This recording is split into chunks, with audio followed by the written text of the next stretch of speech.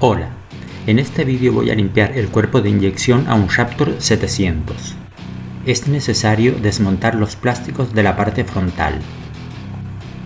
La limpieza del cuerpo de inyección se debe realizar cuando el motor no mantiene el ralentí constante.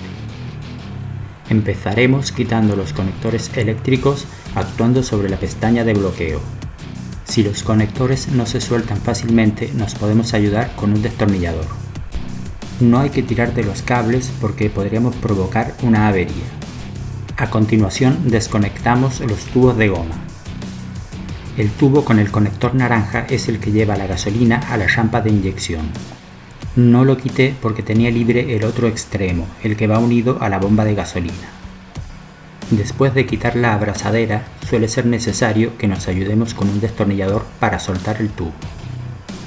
El chasis no deja mucho sitio para trabajar, por lo que la abrazadera que va por debajo la desplacé con el destornillador y no la pude abrir con el alicate. Tenemos que utilizar un destornillador que no tenga la punta afilada para no dañar los tubos. Por el lado derecho tenemos que soltar los tubos que llevan el líquido refrigerante hacia el cuerpo de inyección. Las abrazaderas son bastante fuertes para que no se salgan los tubos con la presión. El tubo que va entre el cuerpo de inyección y el termostato lo quité para poderlo limpiar. Con una llave hexagonal, preferiblemente con la punta esférica, aflojamos las abrazaderas de unión. No es necesario aflojar las dos abrazaderas, yo lo hice buscando facilitar la extracción del cuerpo de inyección. Por el otro extremo también hay una abrazadera para soltar el tubo que va hacia la caja del filtro. Quitar el cuerpo de inyección es similar a quitar un carburador. Para facilitar el trabajo, solté el cable del acelerador desde el gatillo y no desde el cuerpo de inyección. Si no tenemos mucha prisa, es preferible quitar la caja del filtro antes de quitar el cuerpo de inyección.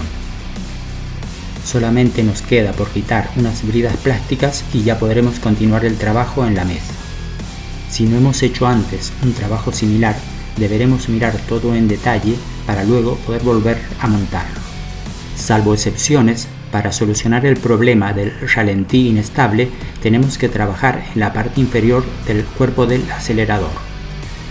Los tornillos estaban muy apretados y los aflojé previamente con un alicate. En esta ocasión no desmonto la rampa de inyección ni el inyector porque lo había hecho recientemente. En mi canal tengo un vídeo explicando en detalle los pasos a seguir para cambiar el inyector. La parte inferior la podemos quitar sin problema porque no hay ninguna pieza que se pueda caer, solamente hay suciedad. A continuación muestro cómo quitar los tornillos cuando no los podemos aflojar con el destornillador. A la hora del montaje hay que utilizar tornillos con otro tipo de cabeza que sean más fáciles para aflojar. Por esta pieza pasa el líquido refrigerante y es necesario que esté completamente limpia para un buen funcionamiento. En el interior hay un pequeño cilindro metálico que no es simétrico y deberemos montar en su posición correcta. La parte dorada que lleva en el interior no se puede desmontar. La otra pieza tiene un cilindro de plástico blanco que se debe desplazar con suavidad. Al moverse, regula el paso del aire para estabilizar el ralentí. Intenté quitarlo, pero tiene un pasador que lo impide. Antes de empezar con la limpieza, le quité las juntas tóricas y el tubo de goma. Si alguna junta está dañada, hay que reemplazarla. La falta de estanqueidad puede provocar un ralentí inestable. El tubo estaba bastante sucio, pero al ser flexible es fácil de limpiar con un destornillador. La pieza metálica la limpié con un destornillador pequeño y agua, sin utilizar líquidos corrosivos. Luego limpié todas las partes metálicas con aerosol limpiafrenos. Si lo consideramos necesario, se puede quitar la tapa triangular donde se conecta el cable del acelerador para limpiar y engrasar. Para el montaje hay algunas cosas que se deben tener en cuenta, pero en general se deben seguir los pasos de manera inversa. Las juntas y partes móviles se pueden lubricar con una pequeña cantidad de aceite, pero yo preferí montarlas en seco para evitar que se adhiera el polvo. Para el montaje me guié utilizando la marca que hice antes de desarmar. De todas formas, y aunque no es una pieza simétrica, funcionaría correctamente puesta en la manera inversa.